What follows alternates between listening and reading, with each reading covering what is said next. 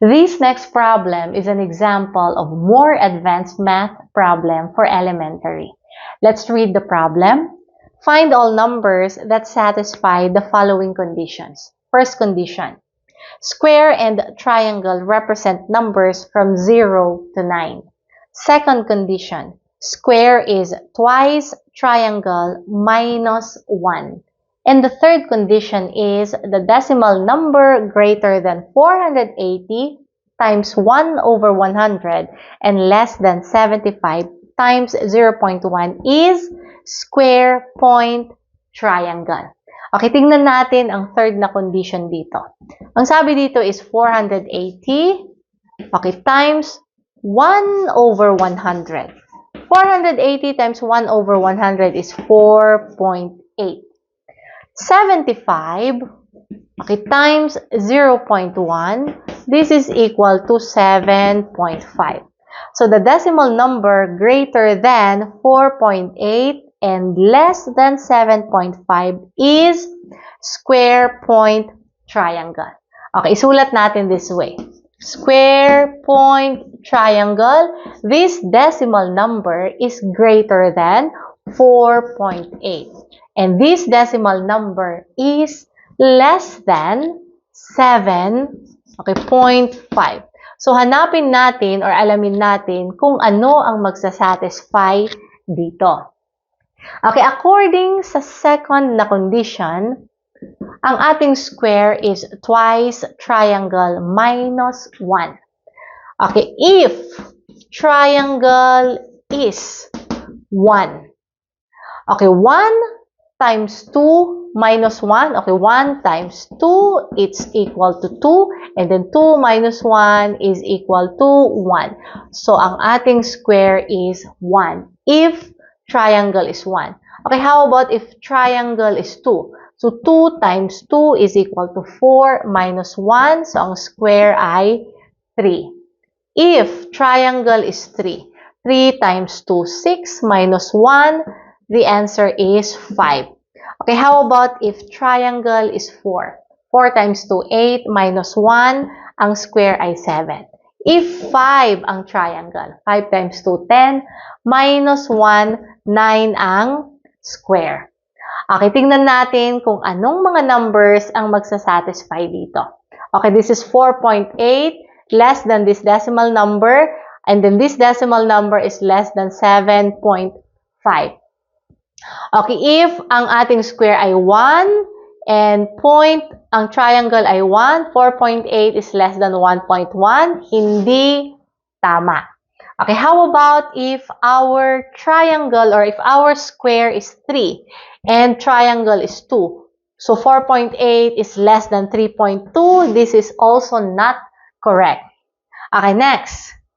Ang ating square ay 5. If the square is 5 or if square is 5 and the triangle is 3, so 5.3, 4.8 is less than 5.3 and 5.3 is less than 7.5. So 5 and 3 here is correct. Okay, next. If square is 7 and triangle is 4, so 7.4. 4.8 is less than 7.4 and 7.4 is less than 7.5. So this is also correct. How about 9? 4.8 and this is 9. So 9 here is wrong. So ang mga decimal numbers na magsasatisfy ay 5.3 and 7.4.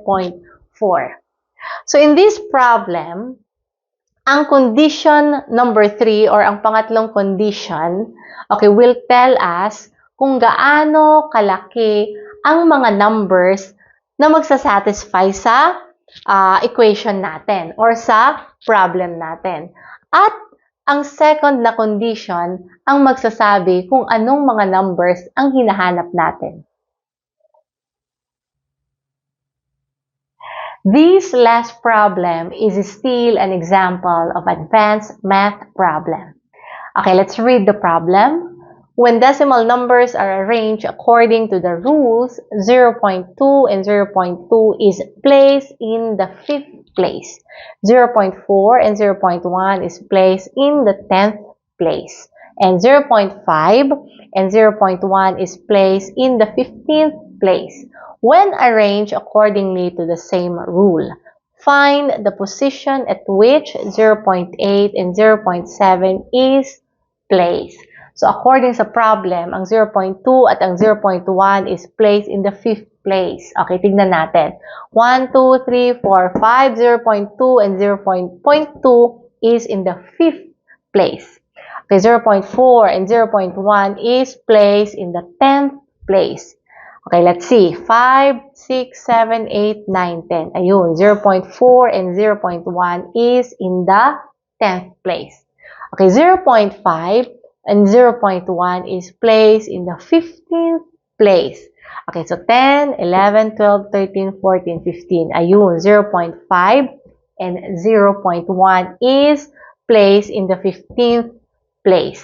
Okay, now, ang hahanapin natin ang position ay ang paired decimal numbers na 0.8 at 0.7. So, in this kind of problem, kailangan nating malaman kung ano ang pattern. So, in this problem, we need to consider the sum, the difference, the product, or the quotient ng mga decimal numbers na nasa loob ng parenthesis. So, tignan natin sa problem na ito. Okay, in this pair of decimal number, 0.1 and 0.1, ang sum is 0.2. Okay, how about in this pair of decimal numbers? 0.1 plus ang 0.2, 0.3. 0.2 plus 0.1, it's 0.3. Okay, this one is 0.2. 0.3, 0.3. Okay, tignan natin ang paired na decimal numbers na ito. 0.1 plus 0.3, it's 0.4. How about here? 0.2 plus 0.2, 0.4. 0.3 plus 0.1, 0.4. Ayun, nakuha na natin ang pattern. So, 0.1 plus 0.1 is 0.2. Okay, ilang 0.2? 1. 0.1 plus 0.2 is 0.3. So, ilang 0.3? Merong dalawa.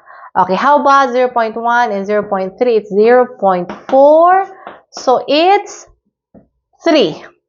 So, ibig sabihin, ang 0.5 ay 4 or 4, 0.6 ay 5. Okay, and so on and so forth.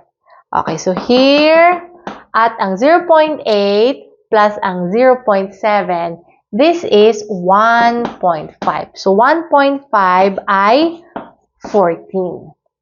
Okay, so para malaman natin ang position ng 0.8 at 0.7, i-add natin ang mga ito. So, 1 plus 2 plus 3, 4, 5, 6, 7, 8, 9, 10 plus 11, 12 plus 13. And this is equal to 91. Okay, bakit natin or bakit hindi natin inad ang 14 dito? Okay, dahil kailangan nating malaman kung saan mismo ang position ng 0.8 and 0.7 sa group na ito. Okay, so hanapin natin. Okay, 0.1, 0.2, 0.3, 0.4, 0.5, 0.6, okay, 0.7, 0.8. Okay, kailangan ang sagot natin dito ay 1.5. So, 0.1 and 1.4. Okay, 0.2 and 1.3. Okay, 0.3 and 1.2. Okay, 0.4 and 1.1. 0.5 and 1.0. 0.6 and 0.9. 0.7 and 0.8. And 0.6 and 0.7. So, ayun, 0.8 and 0.7. 0.8 and 0.7. Okay, bilangin natin ito. 1, 2, 3, 4, 5, 6, 7, 8. So, 91 plus 8. So, ang position ng 0.8 at 0.7 ay pang 99th position.